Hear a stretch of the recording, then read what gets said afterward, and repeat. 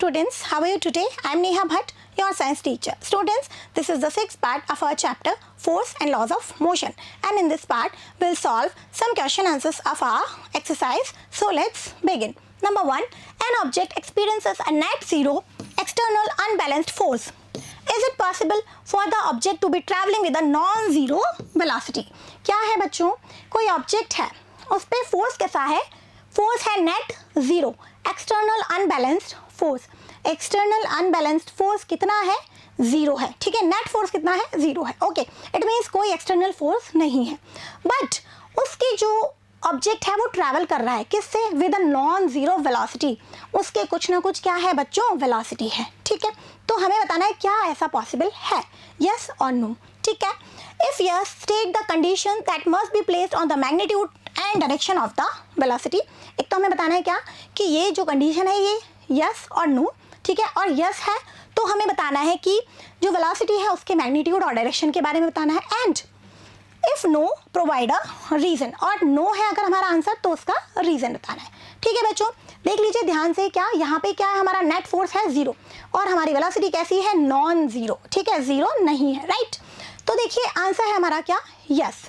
Even when an object experiences a net zero external unbalanced force, it is possible that the object is traveling with a non-zero velocity. कि हाँ ये possible है कि object net force zero experience कर रहा है लेकिन उसकी velocity कैसी है? non-zero है. ठीक है, this is possible only when the object has been moving with a constant velocity in a particular direction. ठीक है, ऐसा कब पॉसिबल है बच्चों? जब एक ऑब्जेक्ट कांस्टेंट वेलोसिटी से और पर्टिकुलर डायरेक्शन में, एक ही डायरेक्शन में मूव कर रहा है.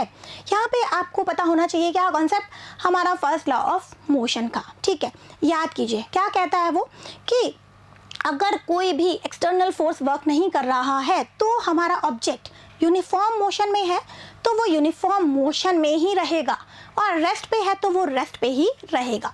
तो क्या हो रहा है, अगर हमारी वेलोसिटी यूनिफॉर्म है, कांस्टेंट है और डायरेक्शन भी कांस्टेंट है ना, डायरेक्शन भी चेंज नहीं हो रही है क्योंकि वेलोसिटी क्या है बच्चों? एक वेक्टर क्वांटिटी है. ठीक है, अगर मैग्नीट्यूड सेम है और डायरेक्शन भी बदल गई तो भी हमारी वेलोसिटी बदल जाएगी. तो यहाँ पे क्या है, वेलोसिटी की जो मैग्नीट्यूड है और डायरेक्शन है वो कैसा है? कांस्टेंट है. ठीक है बच्चों, this is possible only when the object has been moving with a constant velocity in a particular direction. Then there is no net unbalanced force applied on the body. The object will keep moving with a non-zero velocity. ठीक है, तो इस condition में अगर कोई applied force, external force zero है तो हमारा ऑब्जेक्ट इसी कांस्टेंट वेलोसिटी के साथ उसी डायरेक्शन में मूव करता रहेगा. ठीक है, to change the state of motion a net non zero external unbalanced force must be applied on the object. ये एक्स्ट्रा में है क्या बच्चों, कि उसकी स्टेट को चेंज करने के लिए या उसकी वेलोसिटी को चेंज करने के लिए क्या चाहिए? एक एक्सटर्नल अनबैलेंस्ड फोर्स चाहिए. ठीक है, तो हमारा यहाँ पे एक्सप्लेनेशन क्या हुआ कि यस ये पॉसिबल है कि नेट फोर्स जीरो है लेकिन हमारा ऑब्जेक्ट नॉन जीरो वेलोसिटी से मूव कर रहा है. तो ऐसा कब पॉसिबल है? जब वो ऑब्जेक्ट एक ही कांस्टेंट वेलोसिटी से एक ही डायरेक्शन में मूव कर रहा है. तो क्या हो गया, वहाँ पे नेट फोर्स जीरो है और ऑब्जेक्ट की वेलोसिटी कैसी है बच्चों? नॉन जीरो है. ठीक है, नेक्स्ट देखिए, when a carpet is beaten with a stick dust comes out of it. Explain. ये मैंने आपको पहले भी समझाया था, है ना. एक कारपेट है, उसको हम बीट करें स्टिक से तो क्या होता है? डस्ट के जो पार्टिकल्स हैं वो बाहर आ जाते हैं, नीचे गिर जाते हैं. ठीक है, याद आ रहा है कुछ इनर्शिया पढ़ा था हमने? यस, ये वही है, इनर्शिया ऑफ रेस्ट. ठीक है बच्चों, inertia of an object tends to resist any change in its state of rest और स्टेट ऑफ मोशन. यही था इनर्शिया. क्या ऑब्जेक्ट की एक टेंडेंसी होती है कि वो अपनी स्टेट चेंज का क्या करता है? रेजिस्ट करता है. स्टेट चेंज को रेजिस्ट करता है मीन्स अगर वो रेस्ट पे है तो वो रेस्ट पे ही रहना चाहता है, और अगर वो मोशन में है तो वो मोशन में ही रहना चाहता है. ठीक है, ये क्या है? इनर्शिया है, right. When a carpet is beaten with a stick then the carpet comes to motion. जब एक कारपेट को स्टिक से बीट किया जाता है तो वो किस में आ जाता है? मोशन में. पहले वो रेस्ट पे है, ठीक है ना, but the dust particle try to resist their state of rest. लेकिन जो डस्ट पार्टिकल है वो क्या चाहते हैं? वो तो अपनी रेस्ट की स्टेट पे ही रहना चाहते हैं, तो इस चेंज को वो क्या करेंगे? रेजिस्ट करेंगे. ठीक है, according to Newton's first law of motion. आ गया हमारा first law, the dust particle stay in a state of rest while the carpet moves. ठीक है, क्या हुआ अब, जब जैसे ही कार्पेट ने मूव किया, ठीक है, तो क्या हो गया, जो डस्ट पार्टिकल थे वो रेस्ट पे ही रहना चाहते हैं, वो रेस्ट में ही है, और हमारा कार्पेट आ गया किसमें, मोशन में। तो क्या हुआ बच्चों, कार्पेट तो आ गया मोशन में और डस्ट पार्टिकल रहना चाहते हैं किस पे, हमारे रेस्ट पे। तो वो क्या हो जाएगा, वो हमारे कारपेट से निकल के अलग हो जाएंगे। ठीक है, has the dust particles come out of the carpet. ठीक है, नेक्स्ट देखिए बच्चों, why is it advise to tie any luggage kept on the roof of a bus with अ रोप। क्या है बच्चों, देखा होगा आपने, ये आपने ज़रूर एक्सपीरियंस किया है कि अगर हम कहीं जा रहे हैं, हमारा लगेज है वो हम बस के रूफ पे या कार के रूफ पे रखते हैं, तो हम क्या कर देते हैं, उसे टाई कर देते हैं एक रोप से। ऐसा करना क्यों ज़रूरी है, ठीक है, देखिए, when the bus accelerates and move forward it requires a state of motion. भाई बच्चों क्या है, समझो, यहाँ भी हमारा इनर्शिया आ रहा है। क्या है, पहले जो बस है वो कैसी है, रेस्ट पे है, उसके ऊपर हमने रख दिया अपना लगेज। ठीक है, तो सब इस टाइम कैसे हैं, रेस्ट पे हैं। अब जब अचानक से बस एक्सेलरेट हुई तो क्या हुआ, बस आ गई किसमें, मोशन में। लेकिन जो हमारा लगेज है वो किस में रहना चाहता है, वो तो रहना चाहता है किसमें, रेस्ट पे ही रहना चाहता है। ठीक है, तो देखिए बच्चों, however the luggage kept on roof owing to its inertia tends to remain in states of rest। क्या है, जो हमारा लगेज है उसमें क्या है, उसका इनर्शिया है, और वो इनर्शिया क्या चाहता है कि रेस्ट पे ही रहना चाहता है। ठीक है, और जो हमारी बस है वो एक्सेलरेट होके फॉरवर्ड डायरेक्शन में मूव करने लगती है। ठीक है ना, when the bus accelerates and moves forward it acquires a state of motion। तो बस आ गई हमारी स्टेट ऑफ मोशन में, और लगेज हमारा रहना चाहता है किसमें, रेस्ट पे, ड्यू टू inertia। ठीक है, hence with the forward movement of the bus the luggage tends to remain at its original position and ultimately falls from the roof of the bus। क्या हुआ बच्चों, बस आ गई मोशन में और हमारा जो लगेज है वो रहना चाहता है रेस्ट पे। तो अल्टीमेटली हुआ क्या, जब बस फॉरवर्ड डायरेक्शन में मूव करेगी, हमारा जो लगेज है वो नीचे गिर जाएगा। ठीक है, to avoid this it is advise tie any luggage kept on the roof of a bus with अ रोप। तो इस सिचुएशन को अवॉइड करने के लिए क्या किया जाता है, क्या एडवाइस किया जाता है कि अपने लगेज को एक रोप से टाई कर दीजिए। ठीक है, नेक्स्ट देखिए बच्चों, a batsman hits a cricket ball which then rolls on a level ground. After covering a short distance, the ball comes to rest. The ball shows to a stop because the batsman did not hit the ball hard enough. Velocity is proportional to the force exerted on the ball.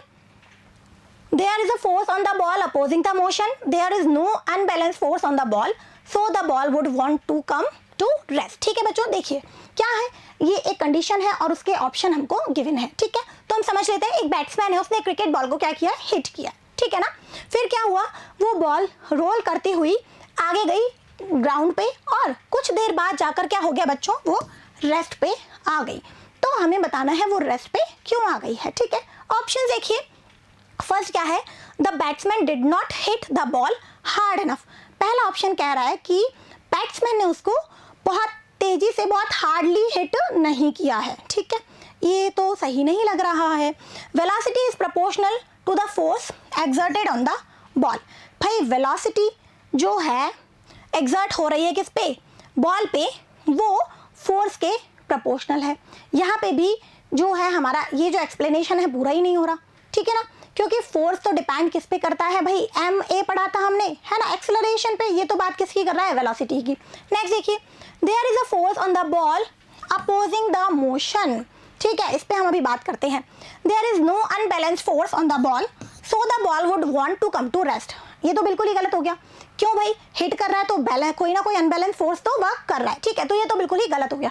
अब इस C option को देखिए बच्चों, there is a force on the ball opposing the motion. Yes, अब याद कीजिए, क्या ये हो रही है, बॉल जो रोल हो रही है सरफेस पे, तो क्या आ रहा है यहाँ पे, आपने पढ़ रखा है फ्रिक्शनल फोर्स। ठीक है बच्चों, सी इसका करेक्ट आंसर है। A batsman hits a cricket ball which then rolls on a level ground.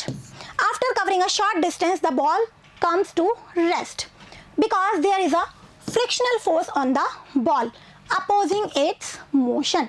यहाँ पे हमारा फ्रिक्शनल फोर्स वर्क कर रहा है, जो क्या करता है, मोशन का अपोज करता है। ऑलवेज मोशन की डायरेक्शन के अपोजिट डायरेक्शन में वर्क करता है। ठीक है, frictional force always acts in the direction opposite to the direction of motion.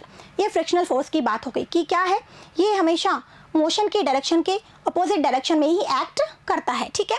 Has this force is responsible for stopping the cricket ball. Next देखिए बच्चों, a truck starts from rest and rolls down a hill with a constant acceleration.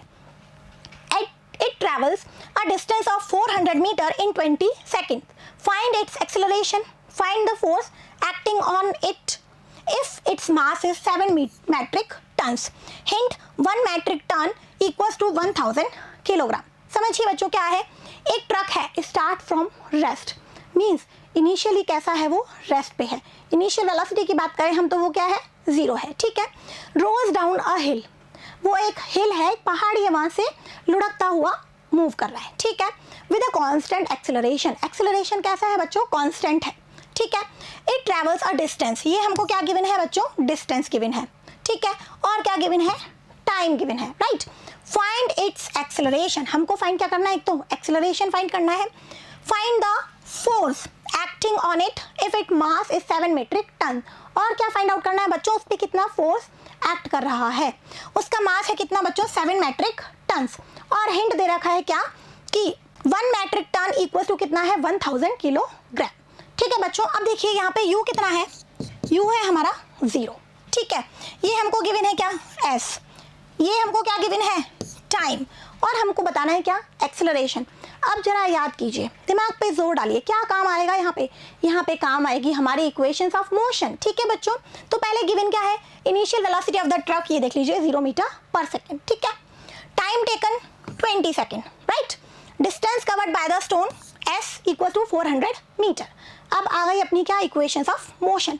हमें find out करना है क्या बच्चों, हमें find out करना है एक्सेलरेशन, ठीक है। अब देखिए हमारी दो इक्वेशंस में a आता है, एक्सेलरेशन आता है, ठीक है। एक तो हमारी होती है क्या, v is equal to u plus at। अब जरा देखो बच्चों, क्या हम ये वाली इक्वेशन लगाएंगे, जरा देखिए, यहाँ पे u पता है, t पता है, लेकिन a भी नहीं पता और v भी नहीं पता, फाइनल वेलोसिटी भी नहीं पता है ना, तो ये वाली इक्वेशन यहाँ पे काम नहीं आएगी। इस तरीके से हमको सोचना है कि हम कौन सी इक्वेशन लगाएंगे, ठीक है। तो ये देखिए, s is equal to ut plus half at square. तो ये देख लीजिए बच्चों, s पता है, u we know that, t we also know that. अब हमें निकालना क्या है, a। तो ये वाली इक्वेशन यहाँ पे हमारी काम में आने वाली है, ठीक है। ये देख लीजिए बच्चों, s is equal to ut plus half at square, okay. अब यहाँ पे हम वैल्यूज पुट कर देते हैं। ये हमारी डिस्टेंस है, u कितना है, 0 है, टाइम 20, हाफ at स्क्वायर, ठीक है बच्चों। अब देखिए क्या हो गया, 400 इक्वल टू क्या हो गया, इसको आप सॉल्व करोगे तो पूरा हो गया 0, ठीक है। 20 का स्क्वायर होता है कितना, 400, और अपॉन में क्या है 2, तो कितना आ गया 200, और ये आ गया क्या बच्चों, a, ठीक है। ये रहा हमारा a। अब यही हमें a फाइंड आउट करना है, ठीक है। तो वेरी सिंपल बच्चों, क्या हो जाएगा, a इक्वल टू क्या हो जाएगा, 400 अपॉन 200, यही हो रहा है ना बच्चों, बहुत ही सिंपल कैलकुलेशन है, ठीक है। ये देखिए, तो कितना आ गया, 2 मीटर पर सेकेंड स्क्वायर, ओके। तो एक्सेलरेशन कितना आ गया, 2 मीटर पर सेकेंड स्क्वायर, ठीक है। अब बात करते हैं क्या बच्चों, एक और चीज हमें फाइंड आउट करनी है, क्या, फोर्स, ठीक है। अब आ गए हमारे यहाँ पे क्या, F is equal to ma, ठीक है। ये बताया था ना, हमने पढ़ा था, सेकेंड लॉ ऑफ मोशन हमने देखा था, बहुत इंपॉर्टेंट है ये, F is equal to ma, ठीक है। अब ma की बात करते हैं बच्चों, ये कितना है, हमको जो मास गिवन है कितना, 7 मीट्रिक टन था ना, तो 1 मीट्रिक टन की वैल्यू कितनी थी, 1000, तो 7 की कितनी हो गई भाई, 7000 हो गई, ठीक है। और एक्सेलरेशन कितना है, 2 है, तो फोर्स कितना आ गया बच्चों, 14000 न्यूटन, ठीक है। नेक्स्ट देखिए बच्चों, a stone of 1 kilogram is thrown with a velocity of 20 meter per second across the frozen surface of a lake and comes to rest after traveling a distance of 50 meter. What is the force of friction between the stone and the ice? क्या है बच्चों, देखिए एक stone है, उसका मास है 1 kilogram, ठीक है। उसको थ्रो किया मीन्स उसकी एक वेलोसिटी है, कितनी है, गिवन है 20 मीटर पर सेकेंड।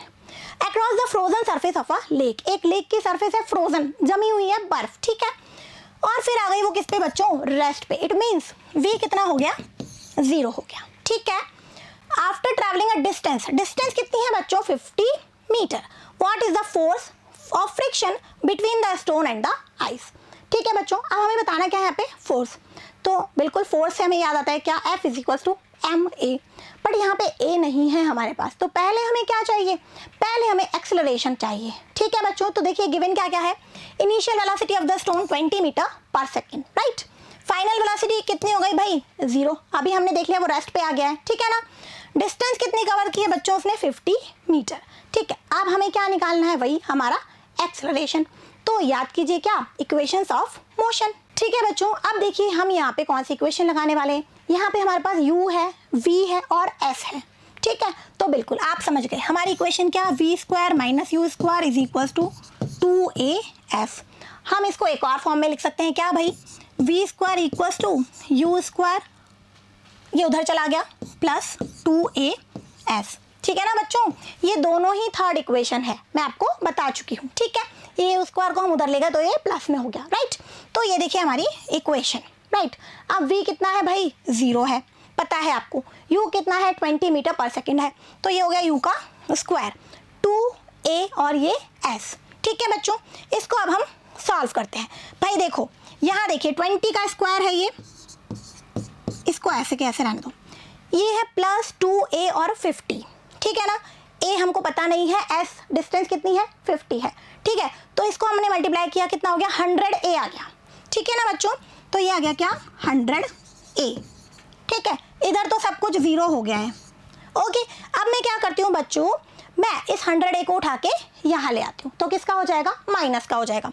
ठीक है, minus 100a equals to 20 multiply 20। कोई दिक्कत, नो प्रॉब्लम। ठीक है, माइनस को रहने देते हैं अभी। अब देखो बच्चों a इक्वल्स टू कितना हो गया, अब a है ना, इस माइनस को और इस 100 को मैं उधर ले जाती हूँ। ठीक है, 20 मल्टीप्लाई 20 अपॉन 100, और ये क्या है, माइनस, क्योंकि भाई ये माइनस गायब नहीं होने वाला है, माइनस तो रहेगा। ठीक है, तो बच्चों देखो कितना आ गया, 2 टू 4 मीटर पर सेकेंड स्क्वायर, और ये माइनस। अब बच्चों जरा याद करो, a आ रहा है किसमें, माइनस में, क्योंकि यहाँ पे क्या हो रहा है, वो रेस्ट पे आ गई है ना, तो आपको पता तो लग ही रहा है कि उसकी तो वेलोसिटी कम हो गई, तो एक्सेलरेशन तो माइनस में आएगा। अब माइनस में आ क्यों रहा है, क्योंकि यहाँ पे जो फोर्स लग रहा है, कौन सा, फ्रिक्शनल फोर्स काम कर रहा है, उसकी वजह से हमारा एक्सेलरेशन क्या आ रहा है, माइनस पे आ रहा है। ठीक है, तो एक चीज हमने फाइंड आउट कर ली, क्या, a कितना आ गया, -4 मीटर पर सेकेंड स्क्वायर। ठीक है, अब बच्चों the negative sign indicates that the acceleration is acting against the motion of the stone. ठीक है, यही बता रहा है हमारा माइनस साइन। ठीक है बच्चों, अब Newton second law of motion क्या कहता है, F is equal to ma। Okay, ये देख लीजिए, राइट। m कितना है, 1 किलोग्राम का हमारा स्टोन है, a कितना है, -4। ठीक है, तो ये देख लीजिए माइनस में ही आ गया हमारा क्या, फोर्स, -4 न्यूटन। ठीक है, और ये माइनस साइन क्या बता रहा है कि ये जो माइनस वाला फोर्स है, ये क्या है, ये फ्रिक्शनल फोर्स है जो स्टोन की मोशन को रोक रहा है। ठीक है बच्चों, hence the force of friction between the stone and the ice is -4 Newton. ठीक है, ये हमारा क्या, फ्रिक्शनल फोर्स। ठीक है, नेक्स्ट क्वेश्चन देखिए बच्चों, a 8000 kilogram engine pulls a train of 5 wagons, each of 2000 kilogram along a horizontal track. If the engine exerts a force of 40,000 Newton in the track offers a friction force of 5000 Newton, then calculate. समझिए बच्चों question को, क्या है, एक engine है। ठीक है, engine का मास गिवन है 8000 किलोग्राम, और वो एक ट्रेन को पुल कर रहा है जिसमें कितने वैगन्स हैं, 5 वैगन्स हैं। ओके, और हर एक वैगन का बच्चों मास कितना है, 2000 किलोग्राम गिवन है। ठीक है, एक हॉरिजॉन्टल ट्रैक पर एक इंजन है, वो 5 वैगन्स को क्या कर रहा है, पुल कर रहा है। ठीक है, इधर समझिए बच्चों, ये हमारा क्या है, इंजन है। ठीक है, इसका मास गिवन है कितना, 8000 किलोग्राम। ठीक है, वैगन्स कितने हैं बच्चों, 1 2 3 4 एंड 5। ठीक है, और सभी का मास कितना है, 2000 किलोग्राम है। ठीक है, और क्या है बच्चों गिवन, यहाँ पे जो इंजन है वो कितना फोर्स लगा रहा है, 40,000 न्यूटन का फोर्स। ठीक है, ये जो इंजन है कितना फोर्स लगा रहा है, 40,000 न्यूटन। ठीक है, इनको पुल कर रहा है ना, तो फोर्स लगा रहा है। ओके, और बच्चों क्या गिवन है, ट्रैक और इंजन के बीच में क्या होगा, फ्रिक्शन होगा। ठीक है ना, जब भी मोशन होता है तो क्या प्रेजेंट होता है, फ्रिक्शन प्रेजेंट होता है, और कहाँ होगा, अपोजिट डायरेक्शन में होगा। ठीक है, किन किन के बीच में होगा, सरफेस क्या है हमारी, ये जो हमारा इंजन है और जो हमारा ट्रैक है। ठीक है ना, इंजन मूव कर रहा है ट्रैक पे, तो ट्रैक और उसके जो टायर्स हैं, व्हील्स हैं, उनके बीच में क्या होगा, फ्रिक्शन होगा। ठीक है, कितना है ये फ्रिक्शन फोर्स, 5000 न्यूटन। अब हमें क्या कैलकुलेट करना है बच्चों, देखिए the net accelerating force, net force कितना है यहाँ पे। ठीक है ना, the acceleration of the train, train का एक्सेलरेशन कितना है, the force of wagon 1 on wagon 2, ठीक है। ये तो बच्चों समझ में आ गया। नेट फोर्स कितना है यहाँ पे ये बताना है हमको, ठीक है। इसमें क्या करना है, ट्रेन का एक्सेलरेशन, भाई ट्रेन मूव कर रही है ना, तो क्या होगा, कुछ ना कुछ एक्सेलरेशन होगा। और यहाँ पे क्या है बच्चों, वैगन 1 वैगन 2 पे कितना फोर्स लगा रहा है, जरा इसको समझ लो थोड़ा सा। ये क्या है बच्चों, 1 2 3 4 5, मैंने नंबरिंग कर दी, ठीक है। थोड़ा सा समझेंगे फिर हम आगे समझेंगे इसको, है ना। जो ये वैगन 1 है, इस वैगन 2 पे कितना फोर्स लगा रहा है, कितना फोर्स लगा के इसको पुल कर रहा है। अब बच्चों यहाँ पे समझने वाली बात क्या है कि ये जो वैगन 2 है ना, इसके साथ में 3 4 5 तीनों अटैच है, ठीक है ना। तो बेसिकली ये जो वैगन 1 है, इन सभी पे एक फोर्स लगा रहा है, ठीक है। अब इसे हम स्टेप बाय स्टेप समझते हैं। ओके, फर्स्ट देखिए, मास ऑफ द इंजन कितना है बच्चों, 8000 किलोग्राम गिवन है। नंबर ऑफ वैगन्स 5 है। Mass of the each wagon कितना है, 2000 किलोग्राम है, ठीक है। Force exerted by the engine कितना है, इंजन का फोर्स 40,000 न्यूटन गिवन है, ठीक है। फ्रिक्शनल फोर्स कितना है, offered by the track 5000 Newton, ठीक है। F friction, okay. अब हमको पहले क्या बताना था, नेट फोर्स कितना है, ठीक है। तो नेट फोर्स क्या होता है बच्चों, जो भी टोटल फोर्स है, जितने भी फोर्स वर्क कर रहे हैं सबको ऐड कर दो, ठीक है। Net force, force applied by the engine plus frictional force, ठीक है। अब जरा ध्यान देना, ध्यान से समझना, ठीक है। यहाँ पे देखो बच्चों क्या है, ये हमारे इंजन ने जो फोर्स लगाया है, ठीक है, प्लस ये माइनस का साइन, जरा यहाँ ध्यान दो, क्यों, क्योंकि इस फ्रिक्शन फोर्स की डायरेक्शन कहाँ है, अपोजिट है, ठीक है। फोर्स एक वेक्टर क्वांटिटी है, तो डायरेक्शन लेना बहुत ज़रूरी है, ठीक है ना। तो क्या है बच्चों, दोनों ही फोर्सेस की डायरेक्शन अपोजिट है, इसलिए हमने यहाँ क्या लगा दिया, माइनस, ठीक है। प्लस और माइनस क्या हो गए, माइनस, ठीक है। तो क्या आ गया, 40,000 माइनस 5,000, तो हमारा नेट फोर्स कितना आ गया बच्चों, 35,000 न्यूटन, इंपॉर्टेंट, ठीक है। तो ध्यान रखने वाली बात यही है कि हमारा फ्रिक्शन फोर्स है, ये अपोजिट डायरेक्शन में वर्क करता है, तो माइनस आएगा, ठीक है। ये हो गया एक। नेक्स्ट बच्चों क्या है हमारा, ट्रेन का एक्सेलरेशन, ठीक है। अब देखो हमारा जो सेकंड लॉ है न्यूटन का, हम पढ़ चुके हैं, एफ इज इक्वल टू क्या है, एम ए होता है, ठीक है। F is equal to m a, हमको क्या चाहिए, ए चाहिए। ए क्या हो गया, एफ अपॉन एम, ओके। अब समझो एम क्या है बच्चों, मास ऑफ द ट्रेन। भाई हमको ट्रेन का एक्सेलरेशन चाहिए ना, तो पूरी ट्रेन का मास चाहिए, ठीक है। पूरी ट्रेन क्या है हमारी, ये हमारा इंजन है, ठीक है। और इंजन में कितने वैगन जुड़े हुए हैं, 5 वैगन जुड़े हुए हैं, ठीक है। तो एम क्या है, mass of the train, mass of the engine plus mass of the wagon, पूरी की पूरी ट्रेन में कितना मास है, इस इंजन का मास और इन सारे वैगन्स का मास। 5 वैगन है, हर एक वैगन का मास कितना है, 2000 किलोग्राम। तो इन वैगन्स का टोटल मास कितना हो गया, 2000 मल्टीप्लाइड बाय 5, ठीक है। तो देखो बच्चों, mass of the engine plus mass of the wagons, ठीक है।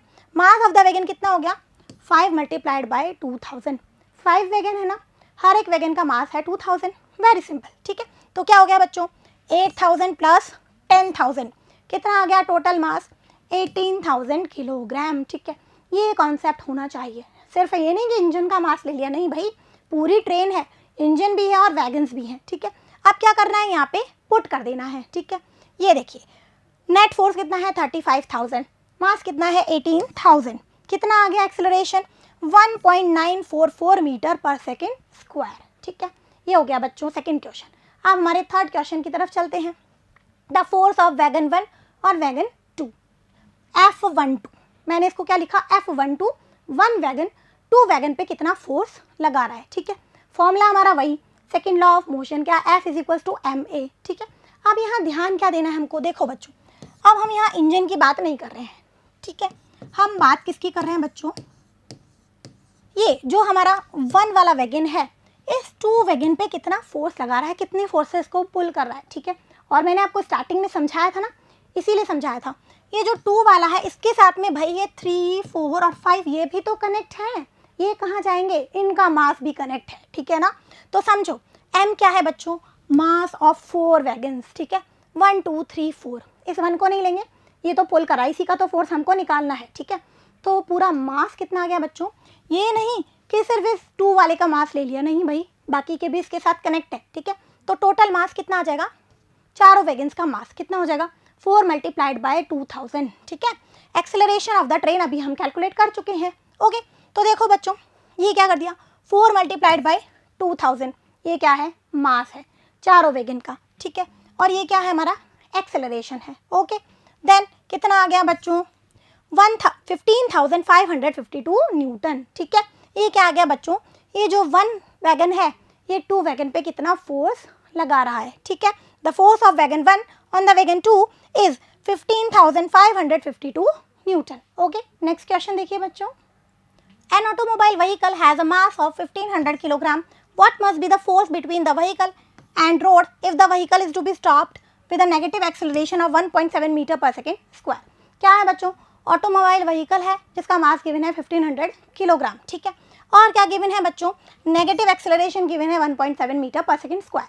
और हमको कैलकुलेट क्या करना है बच्चों, हमें बताना है force between the vehicle and road, vehicle और रोड के बीच में कितना फोर्स लग रहा है। ठीक है, तो देखिए बच्चों मास कितना है 1500 किलोग्राम गिवन है। ओके, वेलोसिटी, फाइनल वेलोसिटी क्या हो गई है बच्चों, 0 हो गई है। ठीक है, क्योंकि वो रुक गया है। Okay, acceleration of the automobile given है कितना, नेगेटिव में है -1.7 मीटर पर सेकेंड स्क्वायर। ठीक है, अब हमारा न्यूटन सेकेंड लॉ क्या कहता है, F is equal to ma। ठीक है, तो ये देखिए m कितना है 1500 और a कितना है बच्चों, गिवन है -1.7। ठीक है, तो कितना आ गया -2550 न्यूटन। फोर्स कितना आ गया बच्चों, नेगेटिव में है।